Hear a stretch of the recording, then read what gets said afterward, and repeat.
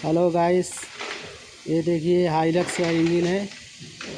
देखिए इसका ऑयल कैसा है। ऑयल के वजह से इसका क्या हुआ, इसका बैरिंग जो अंदर होता है ना, क्रेन का बैरिंग पूरा खा गया। पूरा इसका चैम्बर में पूरा हदीद आ गया। ठीक है, लोहा आ गया। ये देखिए करते हैं, ये सदर है, देखिए कितना कचरा हो गया इसमें। ये देखिए ये टाइपिट कवर है, इसको अरबी में गाता ब्लू बोलते हैं और इसको सदर बोलते हैं। ठीक है, और ये देखिए इसका क्या हालात हो गया है। हाइलक्स का है, Hilux Innova SL same engine है।